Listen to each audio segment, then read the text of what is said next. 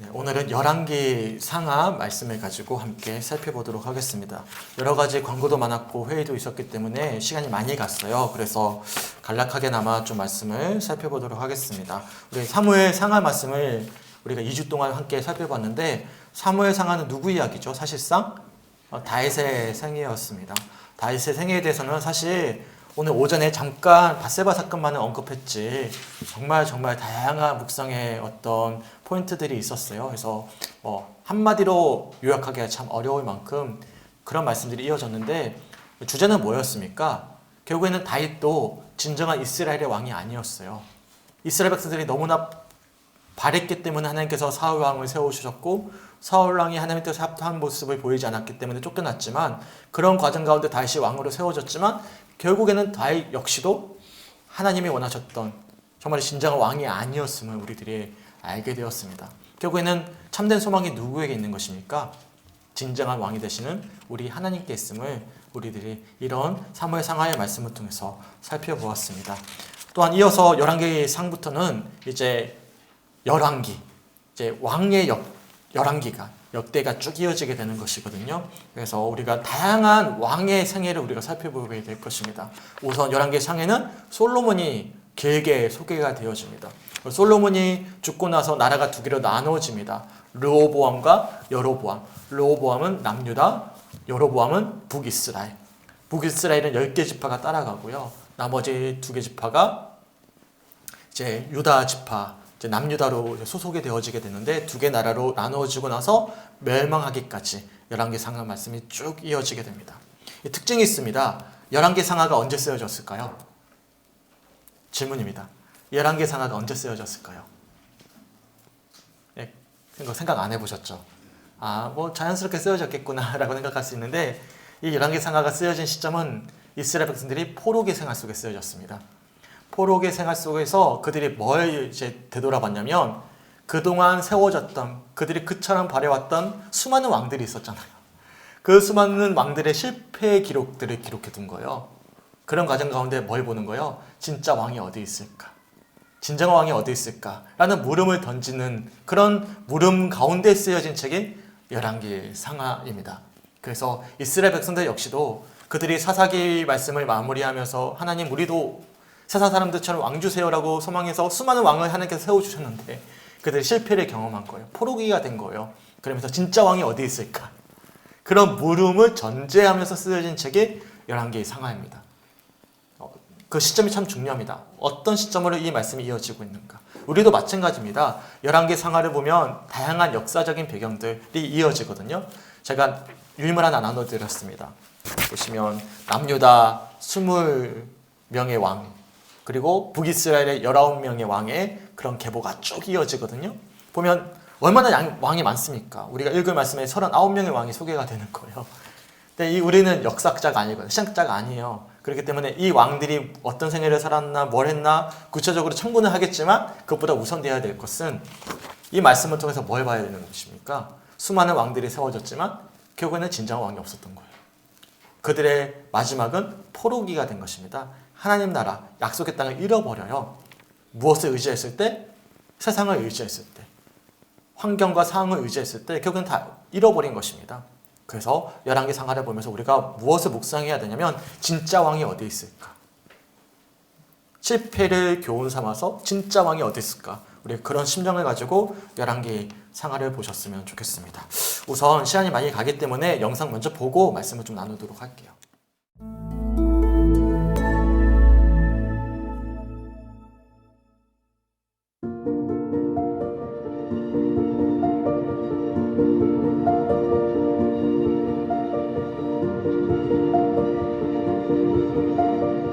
이번 영상에는 리딩 지저스 2권의 4번째 수업을 담았습니다.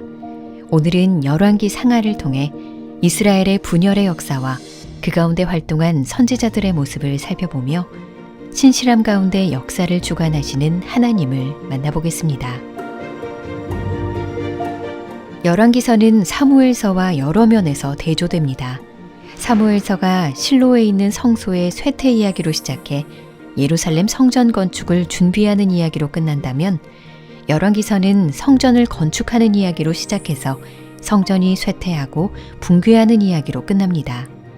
사무엘서가 왕이 없었던 사사시대 말기에서 시작해서 다윗 왕의 통치 이야기로 끝난다면 열왕기서는 지혜의 왕 솔로몬의 통치로 시작해서 이스라엘 백성이 왕을 잃고 포로로 끌려가는 이야기로 끝납니다. 하나님께서는 사무엘서에서 다윗의 집을 영원히 견고하게 하신다고 약속하셨습니다. 그런데 열왕기서에서는 그 왕국이 분열되고 무너지는 이야기가 펼쳐집니다. 그렇다면 하나님께서 다윗과 세우신 언약은 어떻게 된 것일까요? 다윗에 이은 이스라엘 왕들이 범죄했기 때문에 하나님의 언약이 파기된 것일까요? 이스라엘이 맞은 이 비참한 상황을 우리는 어떻게 이해해야 할까요?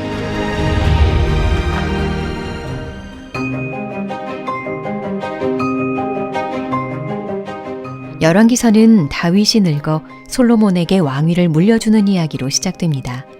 다윗이 솔로몬에게 가장 먼저 당부한 것은 여호와의 명령을 지키라는 것이었습니다. 모세의 율법에 기록된 대로 하나님의 계명을 지키면 하나님께서 자신에게 주신 언약을 확실히 이루실 것이라고 솔로몬에게 말합니다. 율법은 이스라엘과 이방 국가들을 구분짓는 중요한 요소였습니다. 이스라엘 왕은 이방 왕들과 달리 율법의 창시자가 아니라 하나님의 권위 아래서 그가 주신 율법에 순종해야 하는 존재였기 때문입니다. 또한 다윗은 솔로몬에게 지혜롭게 행하라고 조언하는데 여기에서 다윗이 말한 지혜란 정치적 지혜를 의미했습니다. 국가의 장래를 위해 위험 인물들을 제거하고 충성된 사람들에게 은총을 베풀라는 것이었죠. 솔로몬은 하나님께서 주신 지혜를 올바로 사용해 백성들을 번영 가운데 살게 합니다. 그러나 훗날 세상의 지혜를 따라 이방 나라와 동맹을 맺고 이방 여인들과 정략 결혼하는 배교의 길을 걷게 됩니다. 결국 솔로몬은 하나님의 율법에 어긋나는 길로 나아가며 열왕기서에 등장하는 왕들이 앞으로 반복할 죄의 원형을 보여줍니다.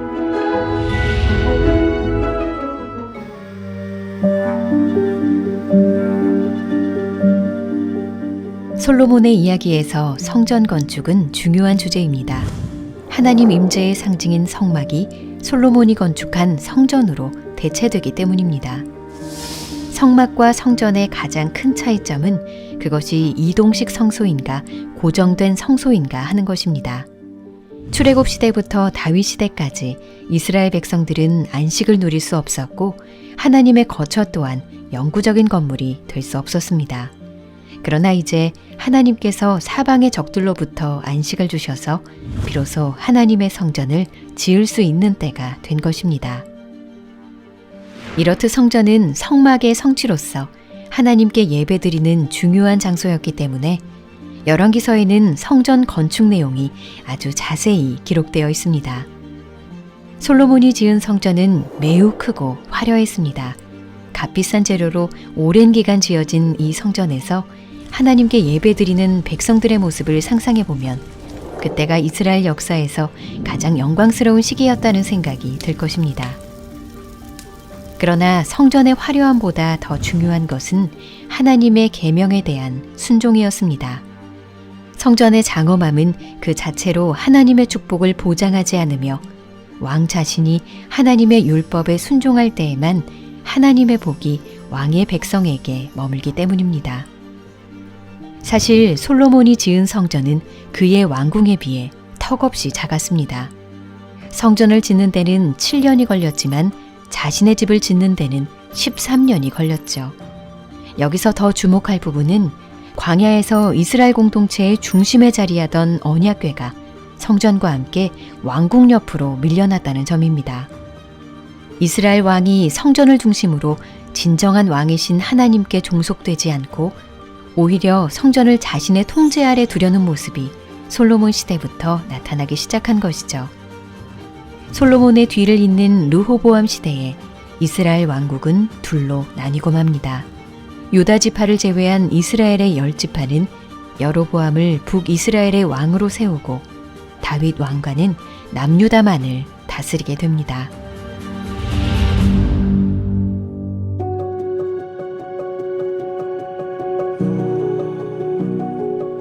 이스라엘과 유다 왕들의 배교는 백성들을 하나님에게서 멀어지게 했습니다. 이에 하나님께서는 선지자들을 보내십니다. 선지자들을 통해 반드시 성취될 당신의 말씀을 선포하려 하신 것입니다. 엘리야 선지자는 이스라엘이 바알과 아세라 숭배로 타락한 상황에서 하나님의 뜻을 위해 강력하게 쓰임받습니다. 열왕기서에 등장하는 또 다른 대표적인 선지자는 엘리사입니다. 엘리사 선지자가 행한 여러 기적 중에 하나님의 말씀을 전하는 선지자에 대한 태도가 얼마나 중요한지 보여주는 사건이 있습니다. 바로 여리고의 나쁜 물을 고치는 사건과 베델의 젊은이들을 저주한 사건입니다. 여리고는 과거 여리고 전투 이후에 여호수아의 저주를 받았던 곳으로 나쁜 물로 인해 열매를 맺지 못하는 땅이었습니다. 그러나 여리고 주민들이 하나님의 선지자를 존중하자 그들은 축복을 받고 여리고의 나쁜 물은 생명수로 변합니다. 선지자에 대한 태도가 복을 불러온 것이죠. 반면 베델의 젊은이들은 하나님의 선지자를 무시하며 조롱합니다. 그 조롱에는 언약의 사자에 대한 의도적인 경멸이 담겨 있었습니다. 이로 인해 그들은 들짐승들에게 죽임을 당하고 맙니다. 레위기의 언약적 저주가 성취된 것입니다. 긴밀하게 연결된 이 두 사건은 우리에게 구원과 심판을 모두 보여줍니다. 그리고 하나님께서 보내신 선지자를 향한 태도는 곧 하나님 말씀과 하나님을 향한 태도라는 것을 보여주죠. 우리는 엘리야와 엘리사가 예표하며 가리키는 한 분을 곧 다시 살펴볼 것입니다.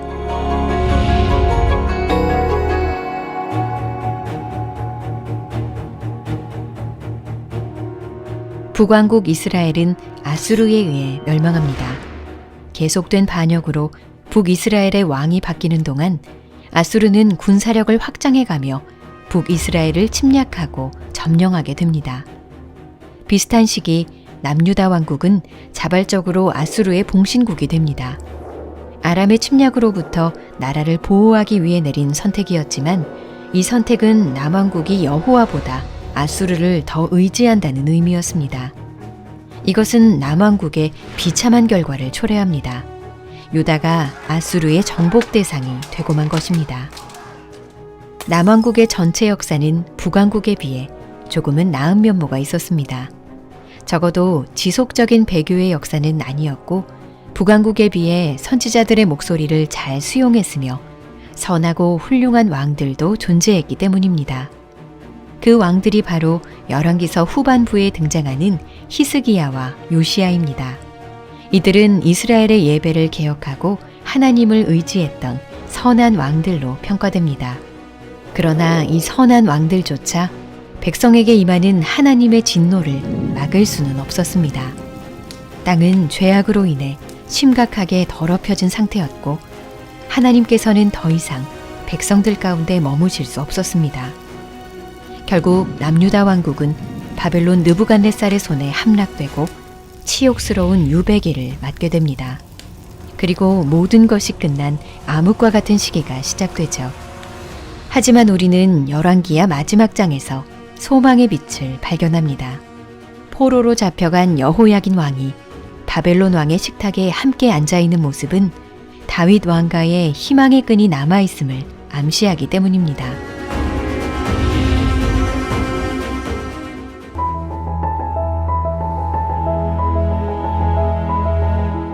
열왕기서는 여호와 하나님에 관한 책입니다.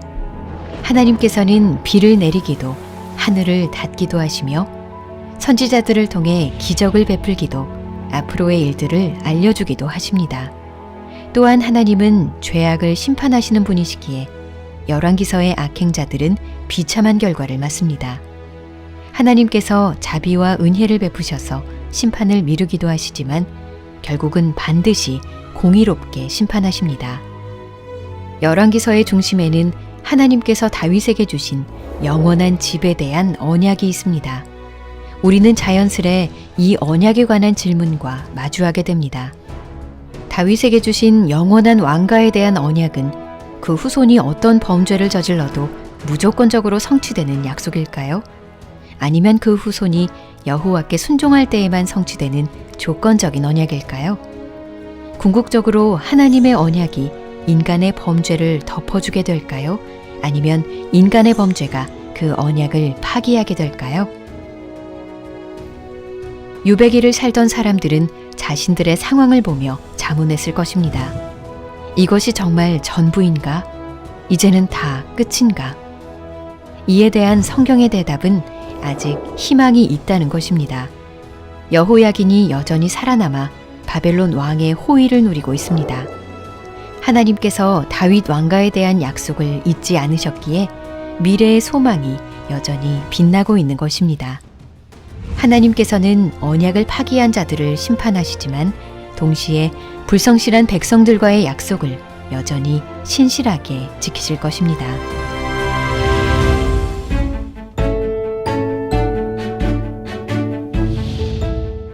열왕기의 대표적인 두 선지자 엘리야와 엘리사는 신약 성경의 그림자입니다. 우선 엘리야는 변화산에서 모세와 함께 등장합니다. 모세와 엘리야는 각각 구약의 율법과 선지자를 대표하죠. 시내산에서 구름 가운데 하나님을 만났던 이 두 사람은 변화산에서 자신들이 예표했던 예수님을 만납니다. 물론 엘리야와 더 직접적으로 연관되는 인물은 세례 요한입니다. 세례 요한은 엘리야를 연상시키는 복장으로 예수님의 길을 예비합니다. 세례 요한을 통해 엘리야의 역할이 성취되었다면 예수님의 오심을 통해 엘리사의 역할이 성취됩니다. 엘리사가 나아만을 고쳐줬듯 예수님은 나병 환자를 고치셨고 엘리사가 여리고의 나쁜 물을 좋은 물로 바꾼 것처럼 예수님은 물을 변화시켜 더 좋은 것으로 만드셨습니다. 예수님은 죽은 자를 살리기도 하고 적은 양식으로 많은 사람을 먹이기도 하시며 눈을 멀게도 하시고 보게도 하셨습니다. 우리는 이제 엘리야와 엘리사가 그림자로 예표했던 바로 그 예수님의 은혜 안에 살고 있습니다.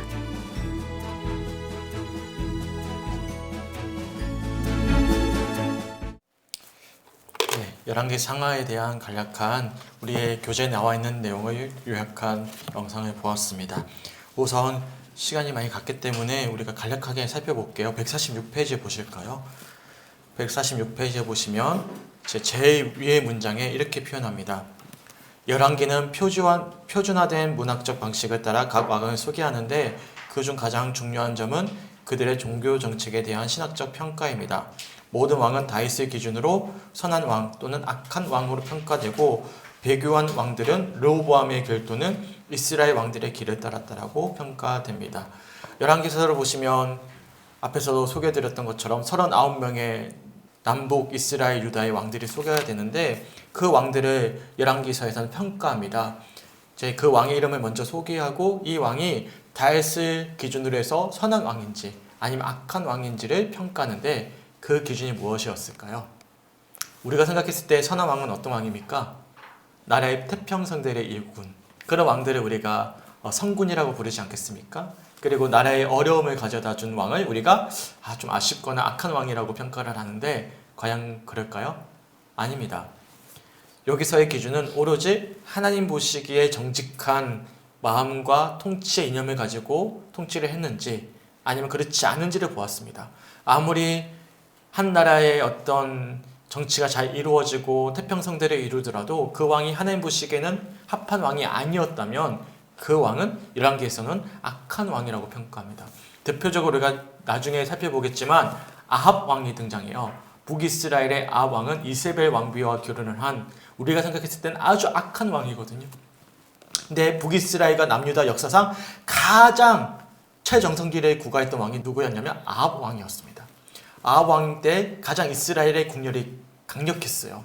그러니까 세상의 평가를 본다면 이세벨과 결혼해서 아주 좋지 못한 영향을 주었던 신앙적으로 그 아합 왕이 정말 좋지 못한 왕이라 평가받을 수 있겠지만 세상적으로 봤을 때는 가장 훌륭한 왕이 아합 왕이 되었던 것이죠. 이처럼 하나님이 보시는 기준과 또한 세상에서 보는 기준이 다름을 우리들이 이런 왕을 소개하는 평가 기준에 따라서도 달라질 수가 있는 것이죠. 대표적으로 아주 미묘하게 중간지대에 있는 사람이 있습니다. 바로 솔로몬 왕입니다. 우리가 생각했을 때 솔로몬 왕은 어떤 왕이죠? 지혜왕. 아주 긍정적으로 평가를 할 수가 있어요. 마지막에 가서 좀 아쉬움이 있는 왕. 그렇지 않습니까? 그런데 그렇지가 않았어요. 솔로몬 왕은 사실상 모든 문제를 만들어낸 원인과도 같은 그런 인물이었습니다. 우리가 영상에서 보았지만 우리가 생각했을 때는 솔로몬 왕이 최선을 다해서 하나님의 성전을 지은 것으로 여기잖아요. 실제로도 그렇게 지었어요. 솔로몬 왕이 얼만큼 화려하게 성전을 지었는지 모릅니다. 그 부분에 있어서 어떻게 표현하고 있냐면 149페이지 가볼까요? 쭉 넘어가서 149페이지에 보시면 두 번째 단입니다. 중간에 보시면 이렇게 이야기해요. 우리는 열왕기를 읽으며 솔로몬 성전의 크기와 화려함에 놀라게 됩니다. 성막의 2배 크기에 달하는 솔로몬의 성전은 돌과 백향목으로 지어졌고 외벽에는 그룹과 종려나무와 과실들이 새겨졌고 모든 것에 금이 입혀졌습니다. 특히 내 손은 정금을 입혔는데 건축을 마치기까지 7년이나 걸립니다. 이처럼 화려한 성전에서 하나님께 아름다운 예배를 드리는 모습을 상상하면 아마도 이때가 이스라엘 역사에서 가장 영광스러운 시기였다라는 생각이 들 정도입니다. 지금으로 치면 아주 화려한 교회를 건축한 거예요. 모르겠어요. 감리교도 큰 교회들이 참 많이 있거든요. 가보면 아마 어마무시합니다. 그런 교회를 세운 거예요. 그러면 봤을 때 솔로몬이 정말 믿음이 좋은 왕이구나 라고 여길 수 있겠죠. 그런데 열왕기상 6장 12절과 13절을 보시면 하나님이 이렇게 말씀하시거든요. 성전을 건축하는 그 솔로몬을 향해서 이렇게 말씀하시는데 한번 찾아볼까요? 열왕기상 6장 12절과 13절 말씀 한번 찾아볼게요. 6장 12절과 13절 시작. 내가 지금 이 성전을 건축하니 내가 만일 내 법도를 따르며 내 율례를 행하며 내 모든 계명을 지켜 그대로 행하면 내가 내 아버지 다윗에게 한 말을 내게 확실히 이룰 것이요 내가 또한 이스라엘 자손 가운데 거하며 내 백성 이스라엘을 버리지 아니하리라 하셨더라. 아멘. 성전을 건축하는 게 중요할까요? 중요하지 않을까요? 젊은 시절에 제가 광고 시간에 우스갯소리로 말씀드렸지만 하나님 저 절대로 교회 건물에는 돈 안 쓰겠습니다. 의로움이거든요. 아니에요. 건물도 중요합니다. 왜냐하면 최선을 다하는 것이기 때문에 하나님이 함께 예배할 공간을 우리가 최선을 다해서 섬기면서 아름답게 세우는 것이 우리의 욕심이 아니잖아요. 그렇지 않습니까? 욕심이 생길 수도 있어요. 그게 교회의 폐단이 되어버렸는데 교회를 크게 세우면 자연스럽게 성도가 올 것이다. 그러면 이게 채워질 것이다. 이거는 목회자와 어떤 성도들의 욕심이 투영되는 것이겠죠. 그러다 보니까 교회는 큰데 텅텅 비어져 버리는 그런 어떤 욕심이 투영된 결과는 아름다운 성전이 될 수는 없겠지만 필요에 따라서 우리가 최선을 다해서 섬기면서 교회를 세우는 것은 아름다운 일이지 않겠습니까? 성전 건축하는 거 너무나 귀한 일이에요. 하지만 그보다 더 중요한 것이 있습니다. 성전을 세우는 것보다 더 중요한 것은 너희가 법도를 따르고 율례를 행하고 계명을 지켜 하나님께서 다윗에게 하신 그 언약을 지켜 행하는 것. 이것이 진짜 중요한 것임을 말씀해주고 있는 표현인 것이죠. 150페이지에 보시면 두 번째 단이 되겠네요. 자, 한번 읽어볼게요. 즉 성전은 그 장엄함 자체로 하나님의 축복을 보장하지 않으며 왕이 하나님의 율법에 순종해야 하나님의 복이 왕의 백성에게 머문다는 뜻입니다. 그러니까 성전 자체가 그 장엄함 자체가 하나님의 축복을 보장하지 않는다라는 거예요. 당연히 도구는 될 수 있습니다. 도구는 될 수 있겠지만 그 도구에 뭐가 담기느냐에 따라서 아무리 금그릇이라도 사실상 쓰잘데기 없는 그릇이 될 수가 있는 것이죠. 담기는 것이 참 중요한 것입니다. 그렇다고 그릇이 중요하지 않습니까? 그릇도 중요하죠. 더 많이 담을 수 있겠죠. 하지만 더 중요한 것은 그 그릇에 무엇이 담기느냐. 그것이 하나님의 축복을 보장한다라고 이야기하고 있는 것입니다. 더 나아가서 우리가 봤을 때는 성전을 7년 동안 지었다는 것에만 주목하겠지만 열왕기서에 보시면 다윗은 자신의 왕궁을 짓는 데는 7년이 아니라 약 2배가 더 걸렸어요. 13년이 걸린 거예요. 그리고 영상에서도 보셨겠지만 이 왕궁이 어디에 있었습니까? 하나님의 성전이 자리 잡아야 될 가운데가 아니라 왕궁이 자리 잡고 있었음을 우리들이 알 수 있는 거예요. 정말 무서운 것은요. 종교를 도구화 삼는 것입니다. 그러면 자연스럽게 가스라이팅이 이루어지거든요. 자신의 욕심을 위해서 종교를 사용하는 것입니다. 솔로몬이 바로 그런 인물이었음을 우리들이 알 수 있는 거예요. 그 중심에는 자신이 있어요. 그리고 하나님의 힘을 빌어오는 거예요. 하나님이 중심이 되지 않고 하나님이 내 어떤 원함을 채워줄 수 있는, 또 내 자리를 보장할 수 있는 도구와 삼는 것, 이것은 무엇보다도 무서운 죄가 될 수 있다는 사실을 이런 솔로몬의 과정들을 통해서, 역사를 통해, 삶을 통해서 우리가 살펴볼 수가 있는 것이죠. 또한 두 번째로는 우리가 여쭤봤을 때 솔로몬은 지혜의 왕입니다라고 이야기했잖아요. 하나님은 정말 지혜를 주셨어요. 중요한 것은 하나님의 축복을 우리가 어떻게 사용하느냐에 따라서 결과가 달라집니다. 우리가 하나님의 원하시는 바대로 물질을 주실 수도 있는 것이고 특별한 은사와 달란트를 주실 수도 있는 거잖아요. 하지만 그것을 우리가 어떻게 사용하느냐에 따라서 결과는 달라지는 거예요. 그러니까 우리가 은사 받았다라고 다 좋은 것은 아닌 것입니다. 은사 받은 자들이 어떻게 그 은사를 아름답게 사용하는가, 그건 더 중요한 문제가 되는 것이죠. 147페이지 넘어가 볼까요? 앞으로 좀 넘어가 볼게요. 147페이지 밑에서 중간에 보시면 이렇게 말씀합니다. 솔로몬의 지혜는 백성을 번영 가운데 살게 하고 여호와의 성전을 짓게 하는 축복이었으나 그 지혜 안에는 왕자의 위협이 되는 인물을 제거하고 정략 결혼을 통해 주변국과 동맹을 맺고 왕의 권력과 개인적 부를 축적하게 만드는 어두운 면도 있었습니다. 결국 그는 이방 신들을 섬기고 이방 공주들과 결혼하는 세상의 지혜를 따라 넘어갈게요. 하나님의 율법에 어긋나는 길로 가면서 앞으로 열왕기 전체에서 반복될 원형을 미리 보여줍니다. 솔로몬의 지혜가 도리어 좋지 못한 예가 되어버린 거예요. 원형이 된 것입니다. 우리가 봤을 때 솔로몬이 지혜를 구했구나, 하나님이 지혜를 주셨구나, 거기서 끝나잖아요. 근데 이후로 보면 그 지혜를 어떻게 사용한 거예요?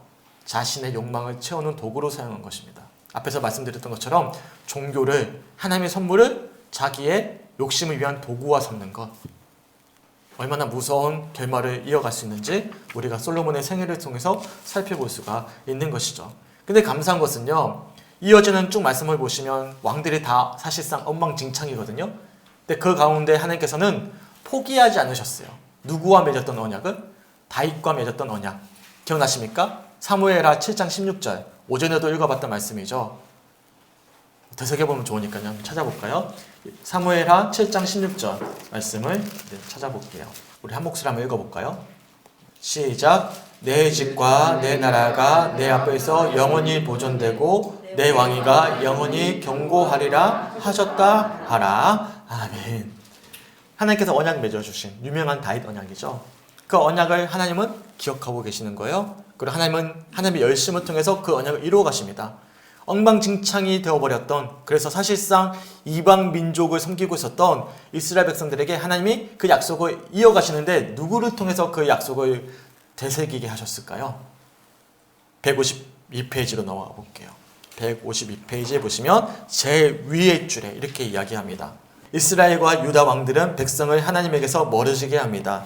하나님이 이처럼 배교한 왕들에게 선지자들을 보내시는데 열왕기 저자의 주 관심사는 이들의 말이 곧 하나님의 말씀이라는 것과 그들을 통해 선포되는 하나님의 말씀은 반드시 성취해야 된다는 것입니다.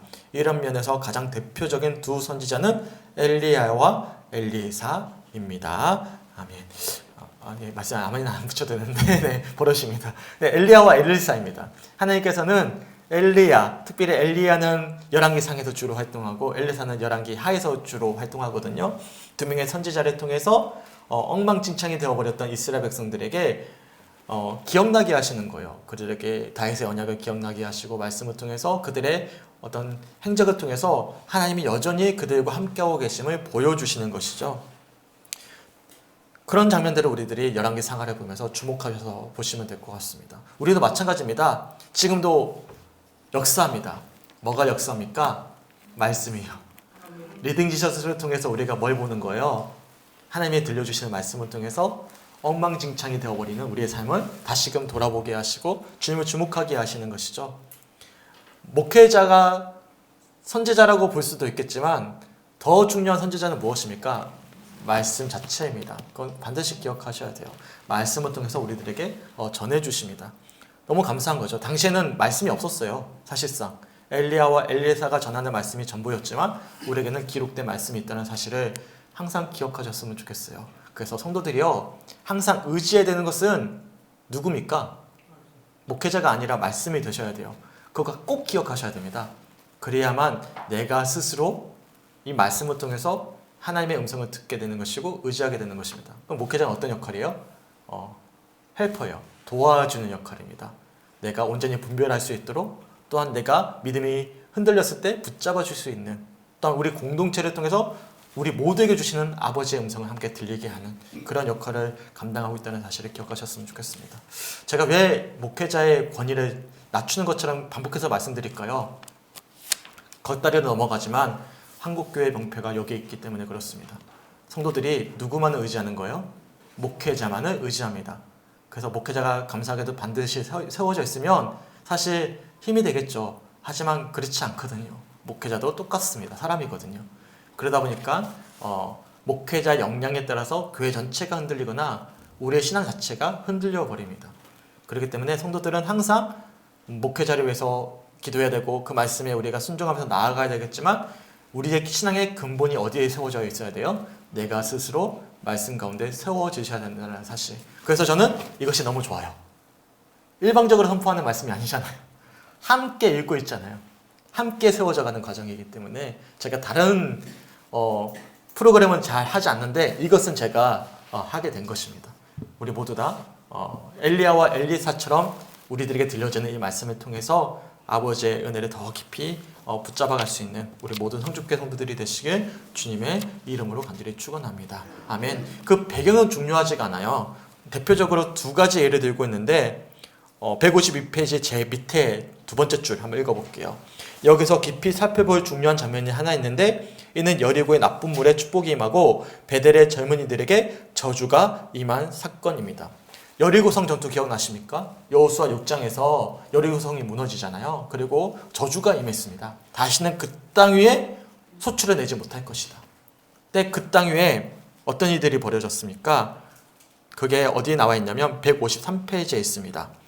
제 위에 줄에부터 이어지는데 한번 읽어볼게요. 사람들에게 축복과 저주가 임한 것은 그들이 살고 있던 장소 때문이 아니라 하나님의 말씀에 대한 태도와 그 말씀의 대리자인 선지자 엘리사에 대한 태도 그리고 언약과의 관계 때문이었습니다.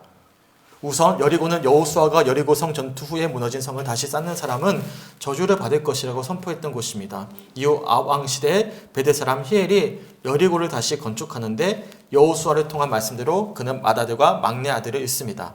따라서 여리고는 엘리사가 그냥 지나가 버릴 수 있는 곳이었습니다. 그러나 여리고 주민들이 엘리사를 존중하는 마음으로 대하자 그들은 자격 없는 복을 받게 됩니다.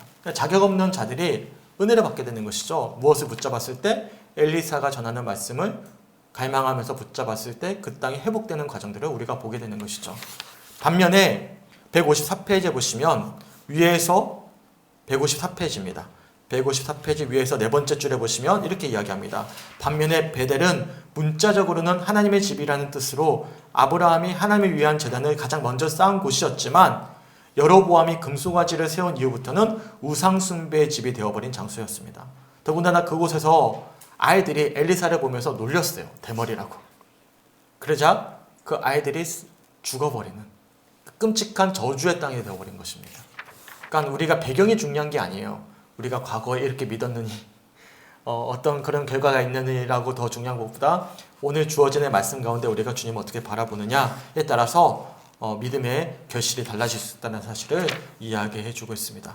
이처럼 엘리야와 엘리사가 살아서 움직이는 하나님의 말씀이 되어져서 사실상 하나님을 저버렸던 북이스라엘과 남유다 왕국 가운데 하나님의 그 신실하신 언약이 이어지고 있음을 우리들이 말씀을 통해서 살펴볼 수가 있어요.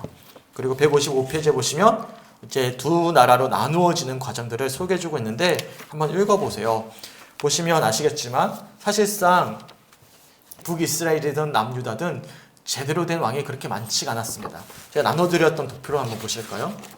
보시면 아시겠지만 글씨가 작아서 네, 잘 안 보이시겠지만 오른쪽에 있는 것이 남유다 왕 족보입니다. 제일 위에 보시면 르호보암이 있죠? 솔로몬의 아들이에요. 네, 르호보암부터 시작해서 마지막 시드기야 왕까지 20명의 왕이 소개가 되고 있고요. 북이스라엘은 여로보암이 있습니다. 솔로몬 시대의 군대 장관이라고 볼 수 있죠. 네, 그 사람이 르호보암을 배신해서 사실상 이제 나눠진 거예요. 르호보암 1세부터 시작해서 마지막 호세아 왕까지 19명의 왕이 쭉 이어집니다. 차이가 있죠. 북이스라엘 보면 다 흰색으로 왕의 어떤 배경이 소개가 되고 있고, 남유다에 보시면 중간중간마다 빨간색으로 그 사이가 채워져 있는 왕들이 있습니다. 세 번째 왕에 보시면 아사, 네 번째 여호사밧, 여덟 번째 요아스, 아마샤, 아샤라, 요담, 그리고 13번째 히스기야, 16번째 요시야. 이 왕들은 그나마 하나님이 보시기에 정직한 왕으로 평가받았던, 선한 왕으로 평가받았던 왕이었습니다. 북이스라엘은 한 명도 없었고요. 남유다도 비율로 따지면 반도 안 되는 것이죠. 그리고 하나님으로부터 선한 왕으로 평가받았던 왕들 역시도 중간중간에 보면 실수합니다. 대표적으로 10번째 우시아라고 부르는 아사랴 왕 보십시오. 선한 왕으로 평가받았지만 그의 교만함 때문에 벌을 받아 마지막에 문둥병에 걸려서 고생하거든요. 그러니까 선한 왕으로 평가받았음에도 불구하고 완벽하지 않았어요. 또한 13번에 보시면 히스기야도 있지 않습니까? 유명한 생명을 다할 쯤에 하나님께 기도함으로 생명이 연장되어졌다. 또한 아수가 침범해 왔을 때 기도함으로 물리쳤던 그 유명했던 훌륭했던 히스기야 왕 역시도 말년에 어떻게 합니까? 승리에 도취되어져서 에디오피아 여왕이 찾아왔을 때 자신의 국구를 다 보여주면서 막 허풍당당해 여겼던 그런 어떤 제대 모습을 우리가 보게 되지 않습니까? 그렇기 때문에 히스기야 왕 이후로 이어지는 14번째 왕이 유명한 왕인데 므낫세 왕입니다. 왜냐하면 모든 왕들 중에 가장 하나님이 보시기에 악한 행동을 저질렀어요. 왜냐하면 몰록신을 섬겼습니다. 자신의 아들을 불태워 죽였어요. 번제로 드린 그런 왕이었습니다. 그래서 므낫세 왕이 가장 악한 왕으로 많이 소개가 되는데, 이처럼 히스기야 왕의 선한 영향력이 그의 교만함 때문에 깨어지고 그 아들의 본을 받게 되는 그런 과정들을 우리가 보게 되는 것이죠. 무슨 말씀이죠? 이스라엘 백성들이 그처럼 바래서 하나님께서 왕을 세워주셨지만 남과 북으로 왕 때문에 나누어졌을 뿐만 아니라 르호보암 왕의 어떤 교만함 때문에 나누어졌거든요. 그리고 그 이후로 이어졌던 왕의 일대기 역시도 어디서도 선한 왕을 찾아볼 수 없는 그런 안타까운 모습들을 보게 됩니다. 시간이 많이 가기 때문에 한번 읽어보세요. 더 자세히 말씀 안 드릴게요. 넘어갈게요. 그러면서 158페이지에 보시면 이것이 전부인가? 무슨 말씀이죠? 제가 이 열왕기 상하 자체가 이스라엘 백성들이 이미 포로기 시대 속에서 쓰여진 책이라고 말씀드리지 않았어요. 그들이 그처럼 바래서 왕이 세워졌지만 사실상 그 왕들은 다 그들이 바라던 어떤 성취를 이뤄내지 못했던 그런 허울뿐의 왕이었음을 그들이 깨닫고는 진짜 왕이 어디인가? 라는 물음을 던진다는 사실에 대해서 우리가 함께 잠깐 소개해드렸는데, 이런 말씀들이 이어지는 거예요. 특별히 159페이지 중간에 보시면 두 번째 단락이죠. 이렇게 이야기합니다. 이런 관점에서 열왕기는 구약 성경의 엠마오로 가는 길이라 부를 수 있습니다. 이스라엘과 유다의 역사를 따라 함께 걷는 동안 그들의 죄악과 회개하지 않는 모습에 우리 마음이 뜨거워져야 합니다. 하나님께 더 이상 선택하실 여지가 없었다라는 것을 은혜롭고 자비롭게 오래 참으시는 하나님이 그 사랑하는 백성을 포로로 보내실 수밖에 없었다라는 것을 볼 수 있어야 합니다. 그러니까 그들은 계속 물음을 던지고 있는 거예요. 하나님 진짜 왕이 어디 있습니까? 이것이 전부입니까? 라는 물음을 던지면서 끝나는 거예요. 마찬가지로 우리가 열왕기 상하를 통해서 우리가 정말 소망하고 붙잡아야 될 왕이 어디에 있을까를 우리가 이런 말씀들을 통해서 묵상해 볼 수가 있는 것입니다. 그리고 영상에서 보셨겠지만 이 언약과 관련된 물음은요, 사실 제 관점과는 좀 결이 달라요. 왜냐하면 이 책 자체가 웨스터민스터 장로교 신학자들이 쓴 책이잖아요. 근데 저는 감리교회 목회자입니다. 그러다 보니까 약간 관점이 다릅니다. 이 관점의 차이점에 대해서는 오늘 이 시간에 설명하면 또 1시간이 흘러갈 것 같기 때문에 그냥 스킵할게요. 다음에 차후에 기회가 되면 어떤 관점에서 다르지만 같은지. 예전에 제가 우리 장로님 얼마 오신 지 안 됐을 때 감리교 신학을 수요예배 시간에 1시간 넘게 하셨대. 제가 하게 떼실 뻔한 적이 있는데 그럴 부상타가 또 한 번 벌어질 수 있기 때문에 넘어가겠습니다. 그래서 넘어가고요. 일단 한번 개별로 한번 살펴보시고 궁금한 점 있으면 제게 물어봐 주시면 제가 좀 더 자세하게 말씀드릴게요. 그러면서 열왕기하 마지막, 그러니까 열왕기상하 마지막 말씀을 찾아보도록 하겠습니다. 열왕기하 25장 27절부터 30절. 시작. 유다의 왕 여호야긴이 사로잡혀간 지 37년 곧 바빌론의 왕 에빌므로닥이 지휘한 원년 12월 그달 27일에 유다의 왕 여호야긴을 옥에서 내놓아 그 머리를 들게 하고 그에게 좋게 말하고 그의 지위를 바벨론에 그와 함께 있는 모든 왕의 지위보다 높이고 그 죄수의 의복을 벗게 하고 그의 일평생에 항상 왕의 앞에서 양식을 먹게 하였고 그가 쓸 것은 날마다 왕에게서 받는 양이 있어서 종신토록 끊이지 아니하였더라. 아멘. 무슨 말씀이죠? 희망이 남겨져 있는 거예요. 여호야긴 왕은 마지막 왕이 아니었습니다. 마지막 왕은 누구죠? 남유다의 20번째 왕 보시면 시드기야입니다. 시드기야는 이미 죽었어요. 그리고 이미 그 전에 사로잡혀갔던 여호야긴 왕이 살아 있었어요. 그리고 그 희망이 이어져가는 그런 과정들을 우리들이 마지막 장면을 통해서 볼 수 있어요. To be continue라 그러죠. 다음 기회가 이어지는 거예요. 그리고 그 기회를 통해서 누가 이 땅에 오십니까? 진정한 왕이 되시는 예수 그리스도를 우리가 소망하게 되는 그런 과정들을 우리가 이어지게 되는 것이죠. 그래서 열왕기 하 말씀이 끝났잖아요. 끝나고 역사적으로 이어서 역대상이 이어지는 게 아니에요. 끝나고 뭐가 이어지는 거예요? 유배기가 이어지고 느헤미야 시대가 이어지고 그 다음에 무엇이 이어집니까? 소 선지자 시대가 이어지고 나서 말라기 선지자 끝나고 나서 약 400년이 넘는 세월 동안 공백기가 있고 예수님이 오시는 거예요. 그러니까 역사적인 흐름을 보셔야 됩니다. 네. 이처럼 이제 그 다음 왕이 누구실지에 대해서 물음을 던지게 되고 그에 대한 응답으로서 엘리야와도 같은 역할을 하는 세례 요한이 예수님이 오심을 선포하면서 예수님의 시대가 도래하는 그런 과정으로 열왕기하 역사가 이어짐을 우리들이 생각해 볼 수가 있는 것입니다. 이처럼 열왕기 상하에 대한 말씀들을 간략하게만 우리가 무엇을 주제 삼아서 주목해야 될지를 쭉 살펴봤고요. 개별로 또한 열왕기 상하 말씀을 2주 동안 우리가 새벽마다 나누면서 은혜를 함께 나눌 때 더 깊이 좀 다루도록 하겠습니다. 저도 사실 열왕기 상하 말씀을 깊이 주목하면서 읽어보지 못했어요. 그래서 제가 헷갈리는 부분이 많이 있거든요. 저도 기대합니다. 이번 기회를 통해서 저도 열왕기 상하를 좀 많이 알아봤으면 좋겠다. 그렇게 말씀을 배워가는 그런 시간이 되셨으면 좋겠습니다. 아멘. 그리고 결국에는 우리가 주목하는 것은 무엇입니까? 진정왕이 누구시죠? 우리 예수님. 네, 그것을 주목하게 하시는 것이죠.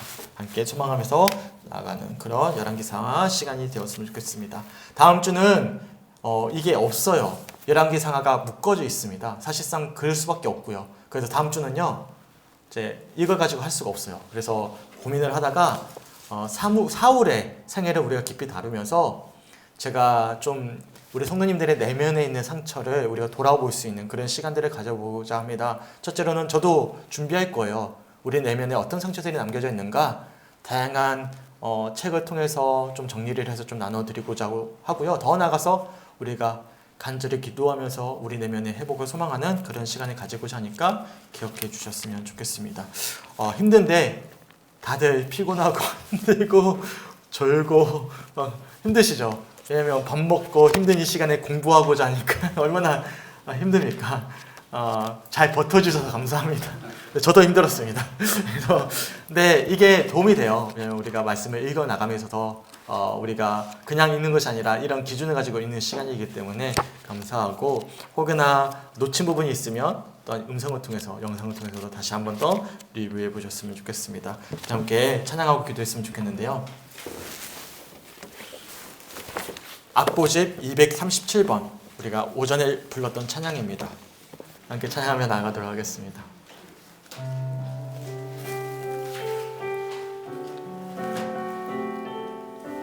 정결한 마음 주시옵소서. 정결한 마음 주시옵소서. 오 주님, 정직한 영을 새롭게 하소서. 정결한 마음 주시옵소서. 정결한 마음 주시옵소서. 오 주님, 정직한 영을 새롭게 하소서. 나를 주님 앞에서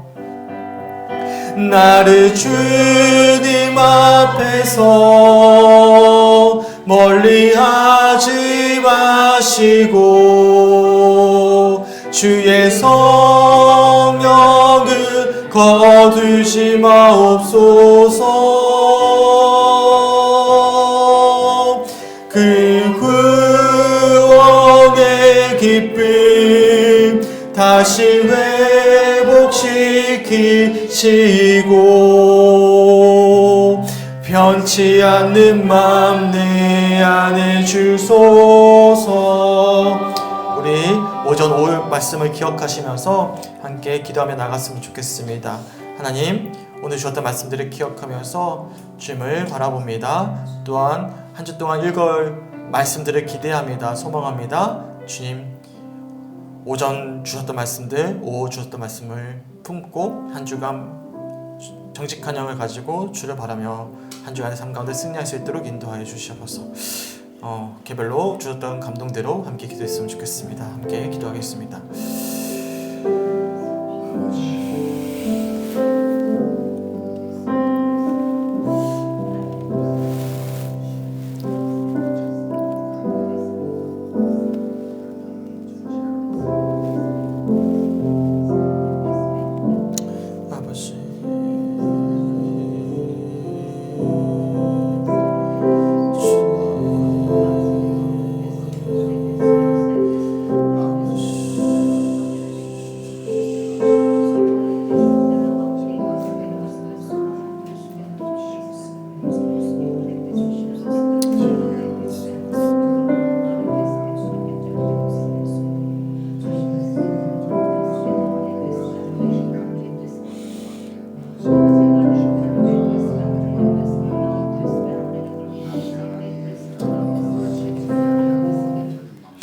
하나님 아버지, 너무나 감사합니다. 주님 은혜 가운데 함께 하셔서 귀한 오전과 오후 예배를 통해서 주를 바라게 하시고 소망케 하심에 주님 너무나 감사합니다.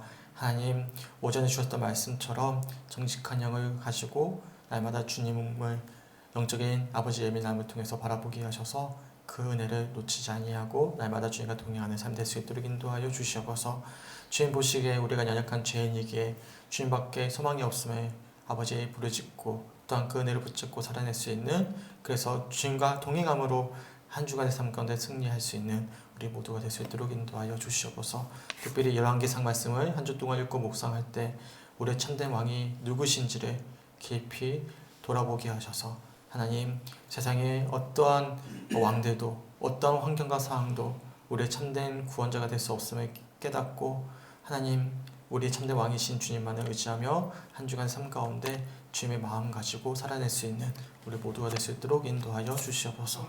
특별히 오전에 함께 기도했던 것처럼 우리 손필령 집사님 부부와 또한 이 자리 가운데 나오지 못한 성도들을 위해서 함께 기도하면서 함께 나아갑니다. 돌아오는 주에는 영적인 결벽이 깨어지게 하시고 주님 앞에 나올 수 있도록 인도하여 주셔서 아버지 함께 예배함에 정말 기쁨과 더 나아가서 영원한 소망이 주님밖에 없음을 기억할 수 있는, 깨달을 수 있는 그런 시간들이 이어질 수 있도록 주님 축복하여 주시옵소서. 특별히 늦은 시간까지 아버지 피곤한 몸을 이끌고 이 자리 가운데 함께 예배한 우리 성도들 한 분 한 분을 축복합니다. 하나님, 새 힘 주셔서 오늘 주었던 말씀들을 붙잡고 각자의 일상의 터전으로 돌아가 주님의 사람으로서의 본이 되어지는 그런 빛을 발하는 삶이 되어질 수 있도록 주님 동행하시고 인도하여 주시옵소서. 감사드리며 우리를 사랑하시는 예수 그리스도의 이름으로 간절히 기도드렸습니다.